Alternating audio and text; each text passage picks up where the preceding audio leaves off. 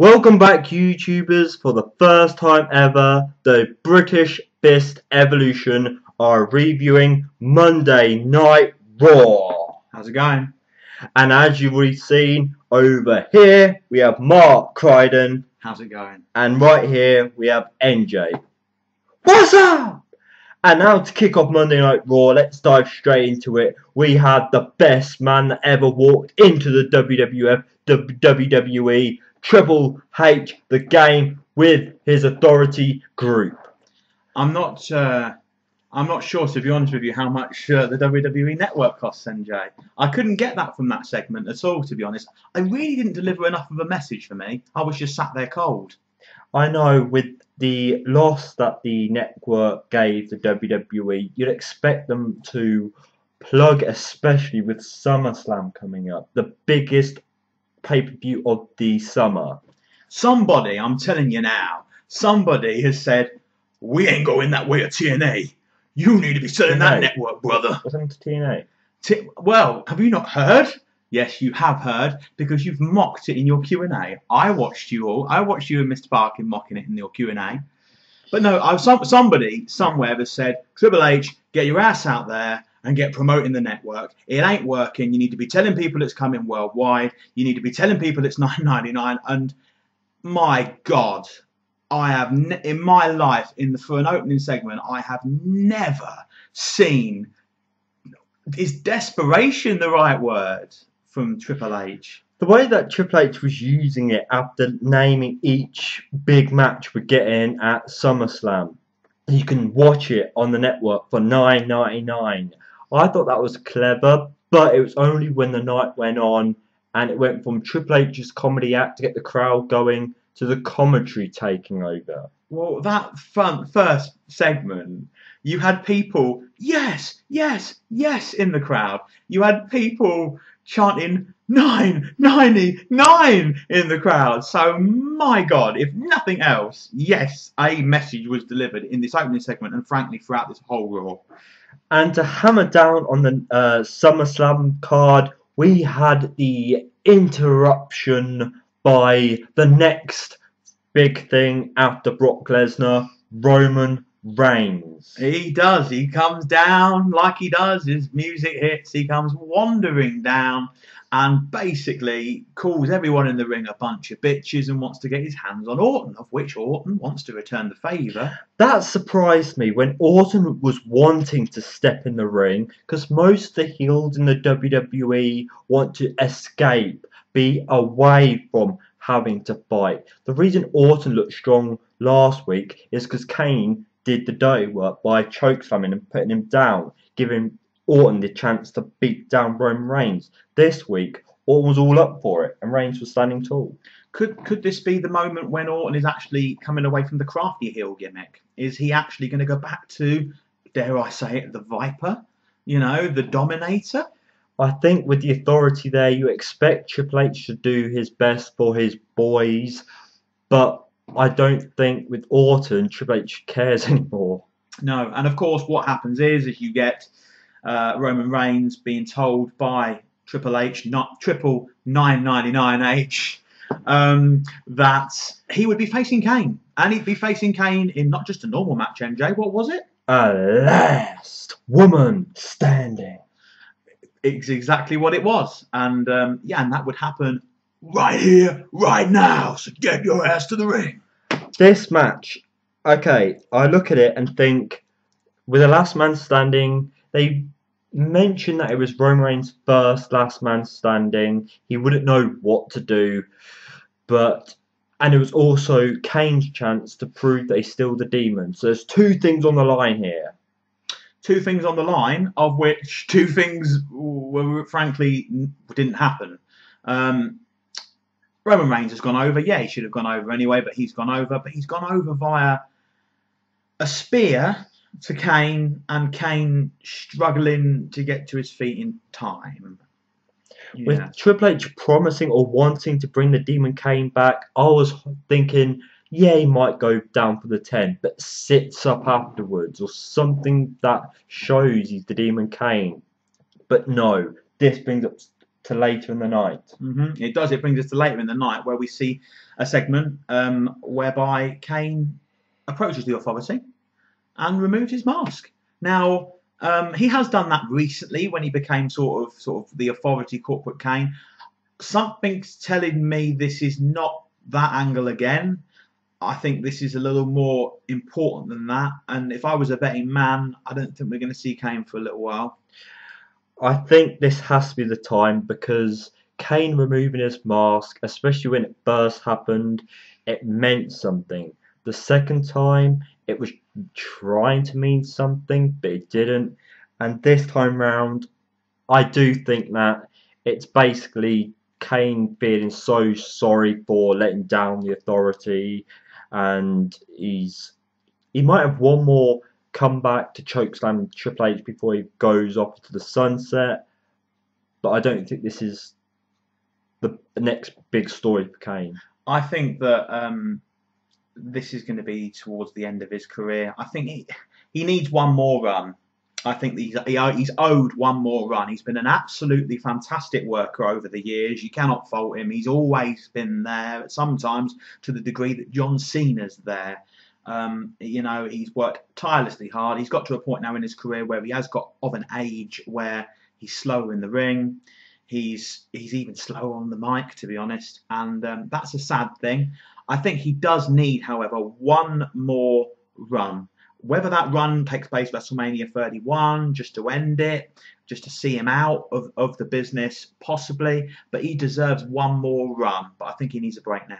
I think he's kind of had a run joining the authority, not really doing much, but I do think possibly one more match, Christian, would be ideal, possibly to give the WWE a WrestleMania match, maybe a bit of WrestleMania match, even if he has to go then face Orton because Orton's not in the hot spot at Mania, or maybe Ambrose, just something to give Kane a WrestleMania moment or match or last put over, instead of just writing him off like this.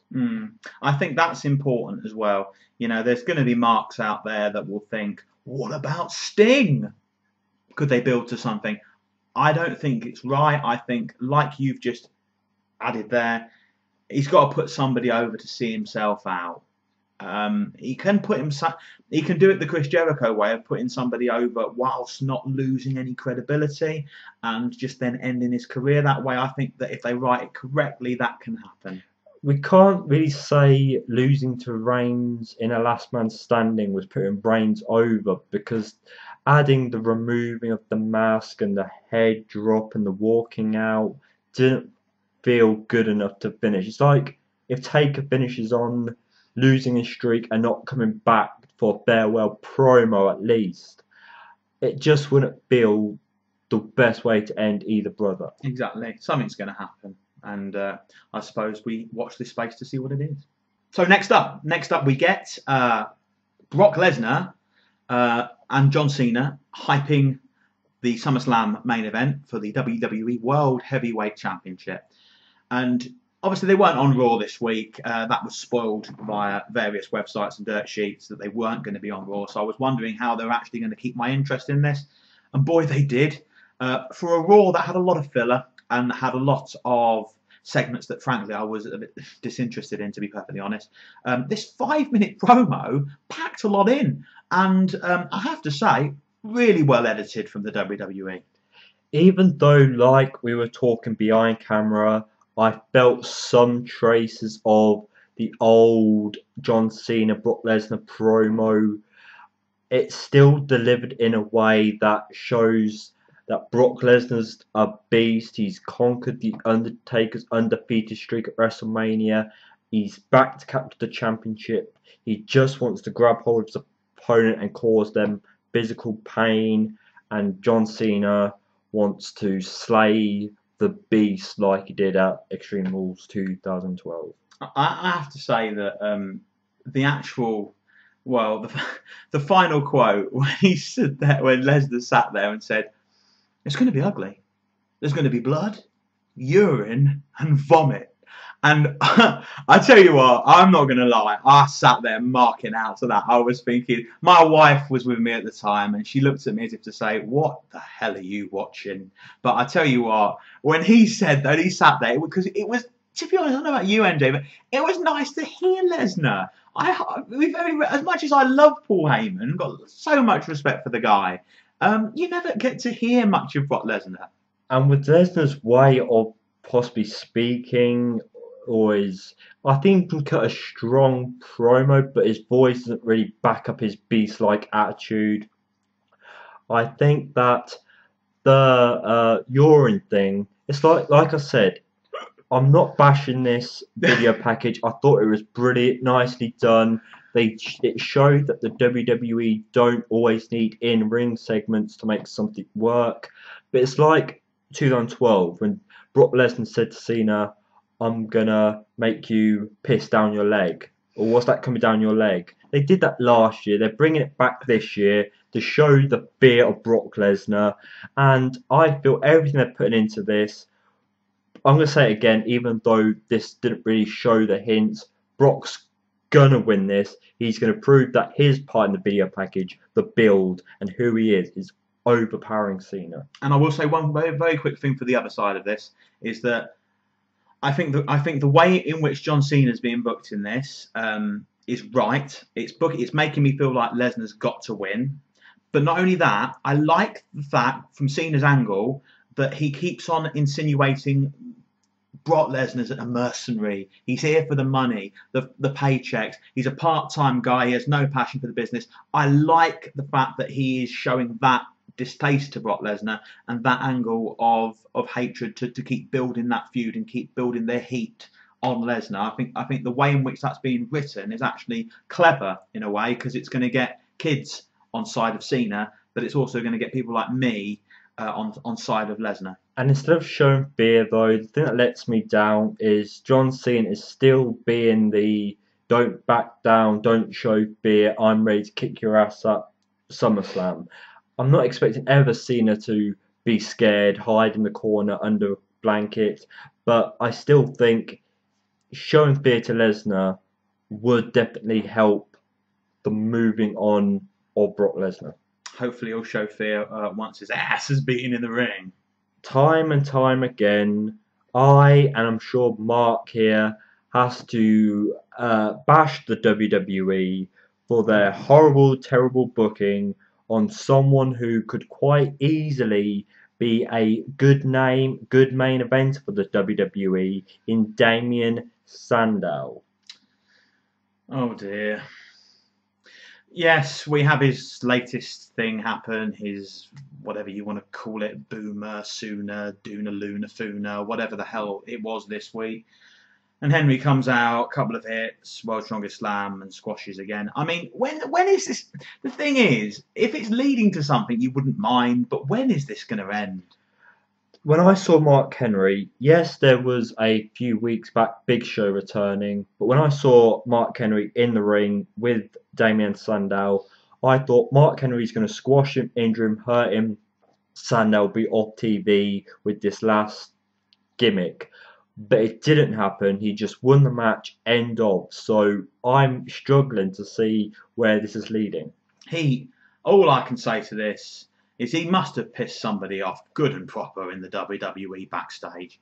Because, you know, to job for a week is one thing. To job for a month is another thing. This has been going on for all year. So we're nearly 6-7 months now. It's absolutely... If you've ever been a Damien Sandow fan, ever in the past, you know, fair play to you. Because if you're still wearing those T-shirts and you're still talking about him with any degree of, like he's a legitimately good performer, then fair play to you. Because I'd like to be doing that, but I can't. I'm still going to be strong about Damien Sandow. Yes, I'm struggling to see if or when the WWE are going to get slapped across the face and realise that being stupid or too entertainment to do anything right with Sandow. But I still think the guy is brilliant. His promos are better than what he does in the ring recently, but I want more from him. I want something. There's wanting more from him. and there's wanting him to just literally leave and be repackaged because it's necessary. I have mentioned in the past that I've, shall we say, preferred Adam Rose to Bo Dallas in terms of what he does and who he is. This segment was, in a nutshell, horrendous.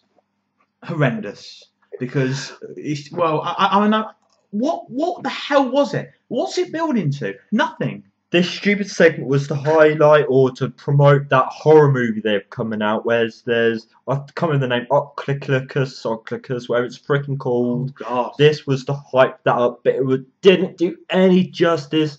It made magic happen in the WWE, and only people at home who's got a TV screen would have got this joke. It was one of the most disgusting things I've seen all evening. So, at the beginning stages of the show, it was announced that there would be a Beat the Clock challenge to determine what the stipulation would be between S&M Rollins and Dean Ambrose. And I love Beat the Clock challenges. The amount of work and performances and keeping your eye on the Titantron for the timer, brilliant. And I feel with these two performances building up to a speciality for SummerSlam, brilliant thinking. Yeah, no, Beat the Clocks are always good fun, and the next match that came up on the card was one of these Beat the Clock challenges, and it was the first, and it was Dean Ambrose versus ADR. The way that Triple H hyped up, as much as I feel that giving credit to your wrestlers is needed, but when he said that this is a threat or this is going to be hard work for Ambrose, I didn't quite agree with it, even though I do think Del Rio is a good performer in the ring, even if people find him bland on the mic. I think, people... I've always been a bit of a supporter of ADR because at the end of the day, he's actually a good wrestler, and I don't care what anyone says. He can go in a ring. He often makes people look strong. He often can put people over. He's done that on this occasion as well. And ADR, was it my mistake, or did he actually get a little reaction tonight? Yeah, there was a few times, especially like when he got out the ring and started raising his hands. The crowd seemed to like him, even though they are supporter of Ambrose as well. It's worth mentioning, of course, that his old ally, Ricardo, actually left the WWE this week, Ricardo Rodriguez, which, I used to love some of his segments during the days when he was, literally a sneaky heel coming out in his car with his white scarf and his, aristocrat gimmick. But... for me, this is the sad thing about ADR. The face turn killed him.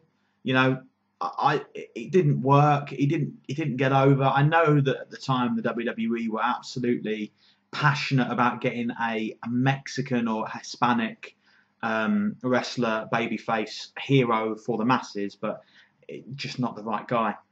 As much as most wrestlers, John Cena, needs a face heel turn John Cena. I feel that Del Rio, John Cena, didn't work for him at all. No. But in terms of this match, I thought it was a decent match, actually. Both of them worked very well. There's a couple of good spots in it. And the only thing I was surprised with was the length. I wasn't expecting, 15 minutes, 42 seconds, something like that? Yes. I wasn't expecting it to go that long. I thought we were looking at about 7 or 8 minutes. People defend this next feud by saying that Jack Swagger is getting more reaction, he's getting more notice, TV time. But to be totally honest, it still does not change the fact that Swagger's not worked for many, many years. And because they don't want to cheer Rusev, they have to cheer his opponent. It feels in some way. I don't care about this. I do. I quite like this. I think this is quite fun, and let me tell you why. It has shades of the Iron Sheik versus Sergeant Slaughter. It has shades of Slaughter v Hogan around the WrestleMania angle with the blood on face and when he defected to Libya. I don't know. I quite like this. I'm not 100% invested in it, but it is something that I certainly won't sort of switch off to when it happens. But once Rusev maybe comes out on top in the end, Swagger's going to drop. He probably will. He probably will drop. But do you know what? The little journey and the fact that let's be honest about things. 6 weeks ago it was a borderline racist angle that Jack Swagger had with Seb Coulter, a difficult angle, and now he's got whichever way you like to say it. He's got a babyface reaction. He's got a quality T-shirt. We the people. He's got people in the palm of his hands. Who'd have thought Seb Coulter would be this lovable little teddy bear? A part of me thinking that Zeb Coulter weren't going to last this long. I thought once he lost the best of the two, Cesaro, Jack Swagger would have failed and Zeb Coulter would have left. So I'm surprised how well this is working out. Maybe the WWE should continue to make this go on for a year just so Swagger doesn't fail and he continues in a feud that works for him. I'm going to say one thing. I'm going to predict something for you, YWC. So tell me if I'm right next week. I could be totally off the handle wrong, but this is my theories. Big promo about Barack Obama's birthday. Lana sings, happy birthday in Russian for that. Next week, what you gonna do, brother? When one of my idols, Hulk Hogan, comes back on. And from what I hear, it's his birthday. So being his birthday, being the fact that he's on Raw, gonna give a promo of some kind, I would be very surprised if they don't use an angle with Rusev on this, because he is the real American at the end of the day. You can see it, red, white, and blue balloons, yellow balloons, Hogan in a ring, interrupted by Lana Rusev, sets up some sort of feud, alleviate Swagger even further. I can see it happening. Hogan cannot be beaten up. Hogan can be slapped by Russian's beautiful mistress Lana, who is hot. Let's be honest, she's hot. There's no denying that, but I think the fact that Hogan's got a really expensive, worthy contract, I feel that Rusev could knock him out, beat him up, and because Hogan's going to be off TV after this Raw anyway for a couple of months, till possibly Mania. So why does Rusev not do his submission move or knock Hogan down, and then Hogan can take a break till WrestleMania next week to give Rusev that final push before SummerSlam? Well, not just that. Hogan doesn't necessarily need to be touched. He does. Just interrupted or forcibly, forced upon to be touched, and then boom, dun, dun, dun, dun, dun, dun, dun. Here comes Swagger running to the ring to save Hogan. Everyone's chanting for Swagger and Hogan. Swagger's over. Everything would be wonderful. I think it'd be marvellous. Everyone would be chanting USA. Everyone would, we the people, wonderful. And the funny thing about that is you would never expect, with the likes that Hogan's been in the ring with at the end, Shawn Michaels, John Cena, doing all the poses and stuff, he's going to be doing that with Jack Swagger. Jack Swagger. Well, look, might not happen, but at the end of the day, I just think it's going to be an angle that might happen because, they've used the birthday angle this week. Hogan's birthday on Raw. Obviously, he's going to be plugging the network, which I've forgotten the price. How much is it? $9.99. That's it. Yeah, I forgot about that. So he was here to show the world like he does every week. And he has done. Yes, it's a match which I'm not too despondent about. I can get that there's going to be a lot of smart marks out there in the YWC that Cesaro's lost again. What the hell are you doing? You joke. It's just a job. But I thought, and this was my view coming out of this match, Ziggler needed to win because the feud's about Ziggler and Miz. So he needed to win. Get over yourselves. He needed to win. Cesaro... Hush your freaking noise. Hang on. Get over yourselves. Cesaro was a we the people person. He branched off to be against main eventers. He went as a Paul Heyman guy, and now he's losing. And you're saying, yeah, Ziggler should have won. But if you want Cesaro to still look good or still be a top future guy, you do not pair him up. Yes, he's a good performer, but you don't pair him up with Ziggler. You put Ziggler, because if Cesaro does not have a match at SummerSlam, yes, it's no harm done, but you still don't want Cesaro losing each week. I'm not saying I want Cesaro losing each week. If you actually listen to what I'm saying is this. In this scenario, Ziggler should have gone over because it's about Ziggler and Miz building for an Intercontinental title. I don't feel Cesaro's looked bad coming out of that match, and they've done it very cleverly. The match ends with Cesaro doing a one-handed suplex to Ziggler above his head, holding him, which is showing horrendous strength. Absolutely fantastic. I'm thinking, wow, this guy is strong. Respect given, and then boom, zigzag, and then 1, 2, 3. So Ziggler has got the win. It is a bit of a cheap win, but he's got the win. For me, it's a win-win because Cesaro's come out of it me thinking that guy is one hell of a strong man. And it's got Ziggler the win that he needs to build for the feud for the Intercontinental. As good as Cesaro did look at that match, which you do expect him in his matches because he's a good wrestler, it's still, he goes in. He's a bit like Ziggler. He goes in, puts on a great match, but loses. And I feel that Cesaro shouldn't be that guy. He should be in matches that he's going to win. So putting him in matches that he looks good but loses, it's not what I want to see from Cesaro. I will say, I will agree with you on that. Should this match have been Ziggler versus Cesaro?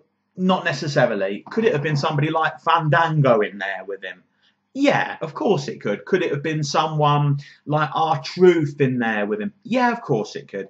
But, you know, they've decided to go with Cesaro. I can only presume because they wanted Ziggler to have a very good win against legitimately good competition, a strong competitor, because that's how I still feel about Cesaro, even though he lost. I'm just disappointed the way that he's been treated. He hasn't got a SummerSlam match.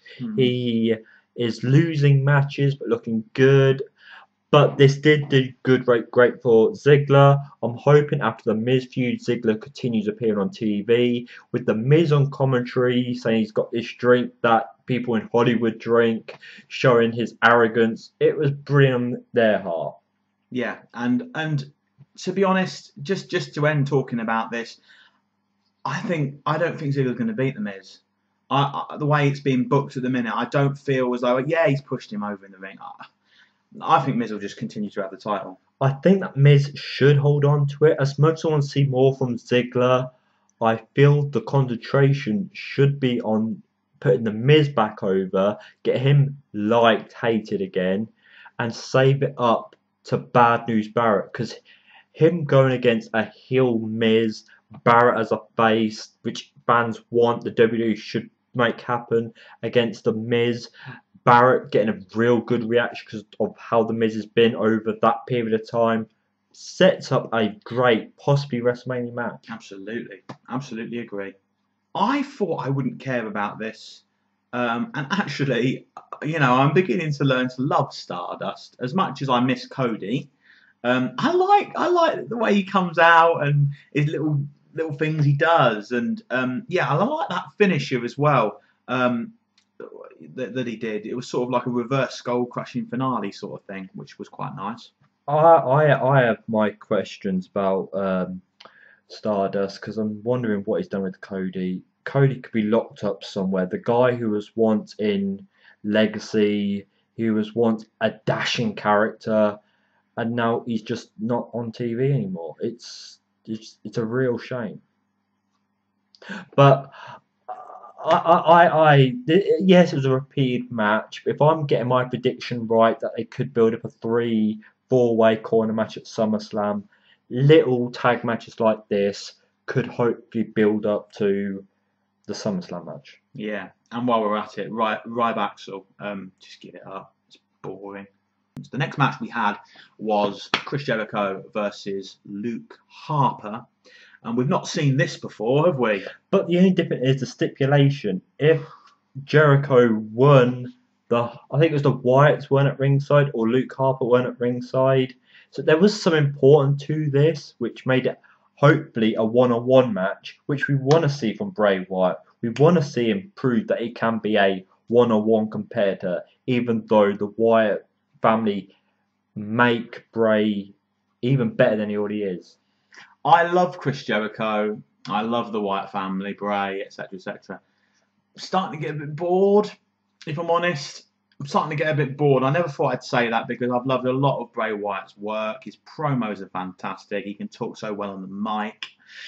I'm just a little bit bored because I just feel that the next 3 weeks solid is going to be, and it has been for the last 2 weeks, it's going to be Chris Jericho versus Eric Rowan, Chris Jericho versus Luke Harper, Chris Jericho versus Eric Rowan, and so on, and it's just, I don't know, it just goes on and on and on a bit, and the promos that surround this are starting to wear a bit thin. For example, like last week on Raw, I loved the fact that Jericho did something different. I love the fact he come and interrupted Stephanie and Triple H, something different, you know. And Bray, I want Bray to do something just a little bit different because it is a bit stagnant for me. As much as I totally back up what you say, Bray Wyatt is pretty much gold with his character, his promos. What I think, Bray Wyatt is the kind of character that should be using mysterious places, maybe use that shed he used to have in his video packages, possibly go back to kidnapping people, or just something that fits his character, fits his kind of outrageous behaviour, instead of just going onto a time trying in a dark place, cutting promos that sound similar. I just feel so much more could be done, and it's there, the opportunity's there. Bray Wyatt can offer you that. But taking nothing away from Jericho, because like you said, he tried to add something different by the jokes on the Authority, but I feel that he's limited because the WWE are limiting Bray Wyatt. And they're limiting him in such a way that isn't necessary, because, like you say, Sister Abigail angle. You know, who is Sister Abigail? Who was she? We still don't 100% know. We know his finisher's called that. We know that he talks about her in promos. Bring her involvement. Have involvement with this. Something just needs to develop with this, because otherwise, the fear you've got is you've got the same angle with Cena as you'd have with Jericho, as you'd have with the next babyface, as you'd have with the next babyface. And, you know, you can do so much here, WWE. Creative team, WWE, you can do so much with this character, because he can go on the mic. He's not too bad as an in-ring performer. He's not one of the best, but he's not too bad as an in-ring performer. But at the minute, you're letting him down and you're letting me down. And as much as the letdowns are continuing, I feel that having Bray Wyatt come out on top is a positive, because yes, Jericho needs to show that he's the guy who he's always been and can take down Bray Wyatt. But Bray Wyatt overcoming all these characters that are thrown at him, the kiss of death and then put him down. I feel that Jericho may get the upper hand next week, unless they do a beatdown next week. But I feel this is going to be a continuation feud after SummerSlam. Instead of giving us more darkness promos, they need to stretch Bray Wyatt further. I just hope that they do something via vignettes, via segments. I don't want to see SmackDown, Jericho versus Rowan, and then next week's Raw, it's Jericho versus Harper again. It's just to stop flogging a dead horse. WWE are trying their best way possible to hide the love triangle by having Fandango now getting wrapped up in these pointless, stupid matches where he's getting outsmarted by El Torito, Las Matadores, and two females who are possibly going to end up feuding in the end. The match was awful. The segment was awful. I couldn't care less. Neither could you. So you're listening to me now just because it's a part of this video. Believe! We have Bo Dallas getting his streak revenge on R-Truth by defeating R-Truth and then attacking after the match. Okay, yes. So the streak's dead, but Bo Dallas isn't. Yes. I don't like Bo Dallas. I've made it quite clear. I don't like Bo Dallas. I don't like the gimmick. I don't like his hair. I don't like his face. I don't like his ring attire. I don't like anything about what he does, and I don't like his in-ring work. So I don't really like Bo Dallas. I'm not a fan. I couldn't care less about the streak. I couldn't really care less about this match. Yeah, I just don't get it. Some people are out there telling me this guy is the next best thing since sliced bread. What the hell's the matter with you, Mark? You know, out of the two that came in at the same time, Adam Rose and Bo Dallas, I was supporting Rose more because I was up for the whole Exotic Express thing. They've Muggs rose off, and now I couldn't care less about him. I certainly couldn't care less about Bo Dallas. This could be a possible filler match going into SummerSlam, probably pre-show, unless they have a Fandango match at the pre-show. This is something I've wanted from Bo Dallas, a feud. I feel that was what he was missing after being in the WWE for as long as he has done. I still said it once, without the streak, I feel a frustrated, annoyed heel can break out of Bo Dallas. So in a world where the WWE are going to cut and are going to save money, we get some expensive pyro, and out comes Rob Van Dam to do nothing. No, he had a match against Rollins. What are you going about? He didn't have a match against Rollins though, did he, NJ? He did. No, that would have been. Oh, let me just think. Who was it? He was in that. Faction. What was that faction called? Free. Oh, for flip's sake, no. Oh yes, Heath Slater. Triple H's smart work. Heath Slater with the music 3-man band, and 2 have left due to staff cuts. Wow. And yes, this was really clever, smart working by Triple H for replacing Rob Van Dam, who has not left yet, which makes me wonder what are the WWE's final thoughts or usage of Rob Van Dam. He's not at SummerSlam, but I'm sure there's one more run in him.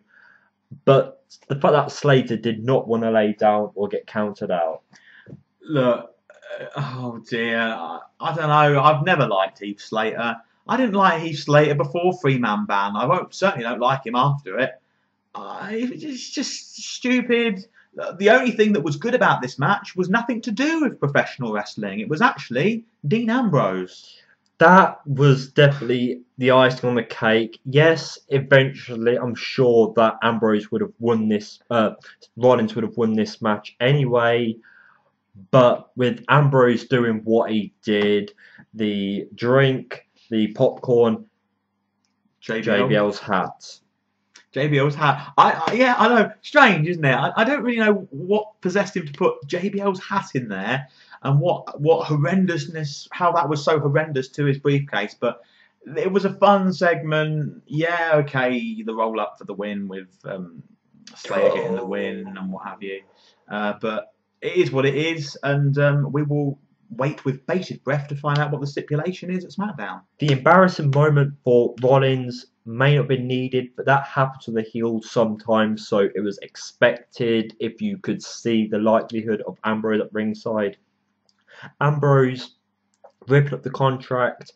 It left some speculation on Twitter. Oh, so that's the contract ripped up. There's no more Mr. Money in the Bank. But I'm sure with the authority, it's going to be remade, and that rip up meant nothing.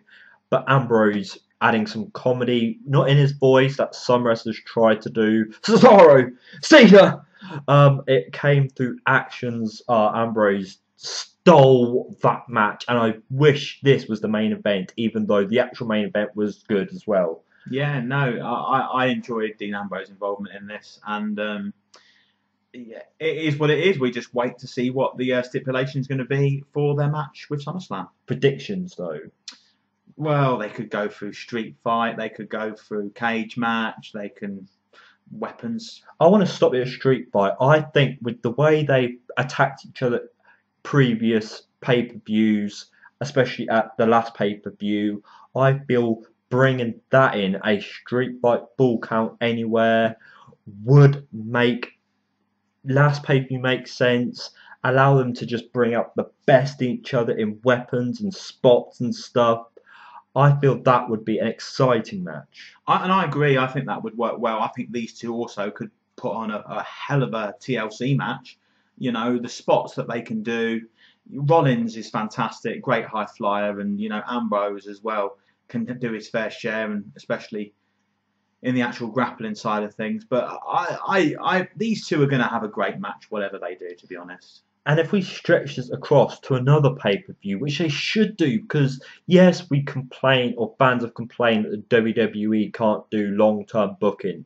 But it should be simple with these two. They hate each other. They want to go at each other. You've still got the briefcase there to use in a possible later match. Maybe Ambrose feels he's more ready for the championship than Rollins. So that's where the briefcase comes in the line. At next pay-per-view, these two could go on for a fair few months and fans would be wanting more from this. Yeah, I think it's too late in the day to build to a loser winner wins briefcase at SummerSlam because we've only got one more week, haven't we, in the build for that. So it might be too late to do that for this pay-per-view, but certainly Night of Champions. And agreed, this is possibly one of the SummerSlam matches we're most invested in looking forward to. Absolutely so. So for the second week in a row, a Divas segment finishes off Raw. I thought I'd saw everything last week when a Divas segment finished Raw, and exactly the same has happened this week with a contract signing. Do you know what? Fair play, WWE. I'm invested in this, and I like this. I like what you did last week. I like what you did the week before. The whole bitch slapping incident, the arresting incident with Stephanie. I have. Do you know what? I will hold my hands up and say, fair play.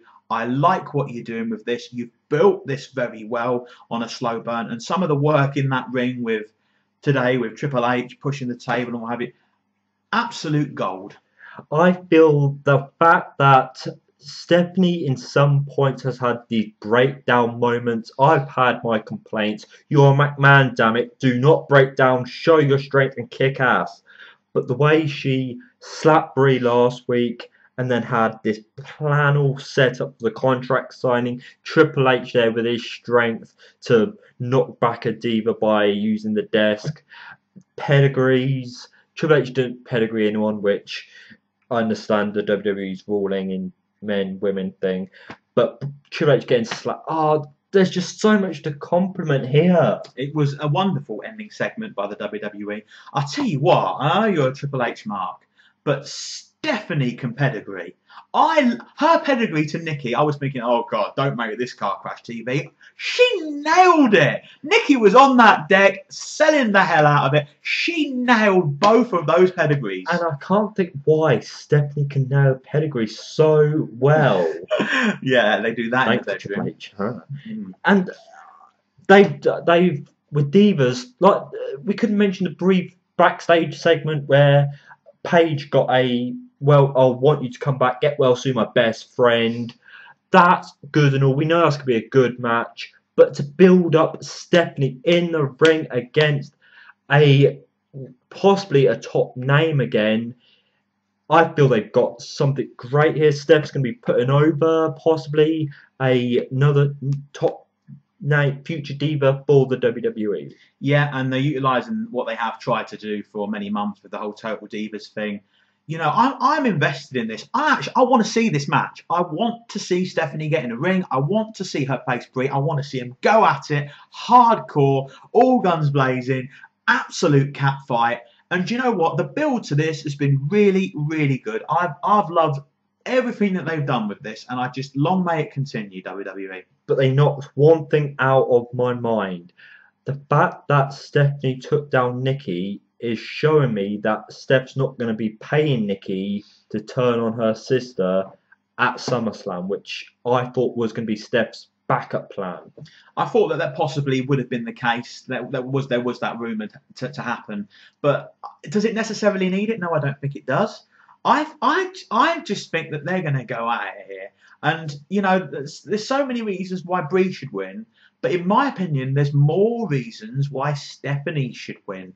And I think Stephanie's going to come out on top at SummerSlam. I don't mind who wins. I personally feel it's not going to be about the match. It's going to be about the story they bring into the match. Absolutely. So maybe Steph's going to have her plan B, plan C. Maybe we're going to see some returning heels, or maybe some other divas are going to get involved. Maybe Steph's going to change the stipulation at the last minute. I just feel that so much is going to go into this to prove that the McMahons are going to come out supreme. Even though you've not got your male wrestlers in the main event, which possibly next week will be John Cena and Brock Lesnar, I feel putting the final pinpoint on this, showing that we're getting this match, it just gave Raw a great ending. Absolutely. Overall thoughts about this Raw, in my opinion, a bit lackluster. Not as good as the last couple of weeks, if I'm honest. Quite a lot of filler, quite a lot of segments I wasn't particularly interested in. 3 or 4 excellent segments, though. But as an overall, we must say that this Raw weren't really the best. Yes, it covered a lot of SummerSlam angles. It showed, even Triple H hyping up SummerSlam in the opener did good, but the show weren't entertaining enough. No, it was a bit, as you say, lackluster. On a scale of 1 to 10, I'd probably give it 7, maybe 6, 7 out of 10, because there was not enough. It was in many degrees the WWE Network appreciation show. It was, how many times could they get over $9.99? It's $9.99. You can get this promo at just $9.99. You can get this pay-per-view. Oh, why not tune in afterwards? Because you can see the match from Brock Lesnar and Cena. Who cares? Look, just no. I'm glad that next week is seeming we've got Hogan, possibly Lesnar, John Cena, the last SummerSlam build. So much is going into next week. So hopefully you'll get to hear the great words from Mark Ryden, boom, and me, NJ. Thank you very much for watching. Share all your thoughts on this week's show in the comment section below. Until next time, YouTubers, goodbye.